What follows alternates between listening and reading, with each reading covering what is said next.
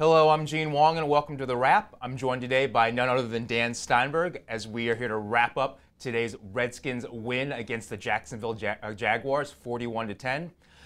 Everyone I know is happy in Washington, but I got to tell you, Dan, you got to keep this in perspective, because we know Jacksonville is a horrible, horrible team. Last week they were up 17-0, couldn't protect that lead against the Eagles.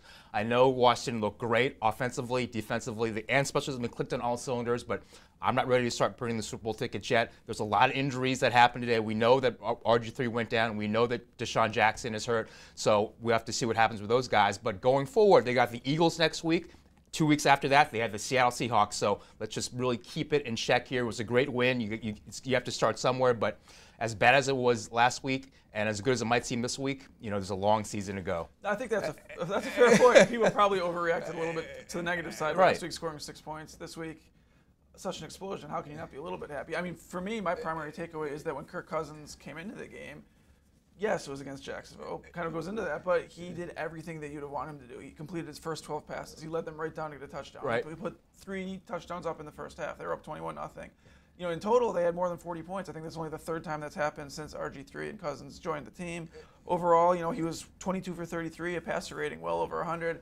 Bearing in mind that it was against Jacksonville, I think Kirk Cousins did everything that you would have wanted him to do in this game. Well, and of course, being in Washington, we have to talk about the quarterback controversy. With the injury to Robert Griffin III, it looks like an ankle of some sort, either broken or dislocated, depending on what the MRIs reveal.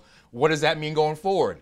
I mean, I think the Cousins thing is so much different this year than when he got his chance last year. When he got his chance last year, and we do want to judge him by it, but Mike Shanahan was halfway out the door. The rest of the team seemed to have kind of mailed it in a little bit. And so I don't really think Cousins got a fair showing, even though he did look terrible. I think right now, obviously for at least a couple weeks, maybe a lot longer than that, this is going to be his team. And I think that if nothing else, this season should allow us to kind of put to rest whether or not Kirk Cousins can be a viable NFL starter. Well, what Cousins did have today that RG3 didn't have last week was pass protection, and the line played, I think, a lot better. I will say that Trent Williams didn't have his best game. If there was one dud, and there weren't a lot in a game where the Redskins won 41-10, he committed 2 penalties. One was a personal foul after Alfred Morris got to the 1-yard line. They had to settle for a field goal on that play. Then late in the game, he got beat by a rookie linebacker, Telvin Smith, for a sack. So he needs to clean that up a little bit. It didn't matter today, but I think it's going to matter against the Eagles if that happens, and it's certainly going to matter against Seattle, right? Yeah, I would absolutely agree. Although, I mean, this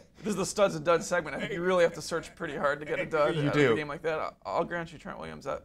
I mean, I think that he's a team captain, too, and I think that puts a little bit more responsibility not to take those dumb penalties that he has done, several times before in the past. Well, there's so many guys who could have been studs, but we have to pick one, so who are you going with? My stud's going to have to be Ryan Kerrigan, I think. And I changed it sort of midstream here because I thought Jason Hatcher had a great game as a defensive lineman, and he so far has lived up to that contract. But Ryan Kerrigan just seemed unblocked. He was a mini J.J. Watt for times today. He had 4 sacks.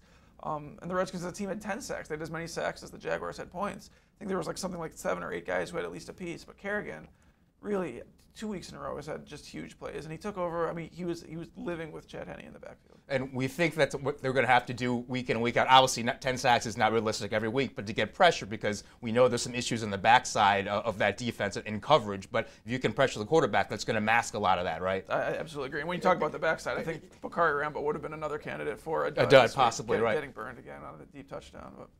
Dan, thank you so much for joining me today on The Wrap. We will be here again next week after the Redskins play the Philadelphia Eagles in Week 3. Please come back and join us then.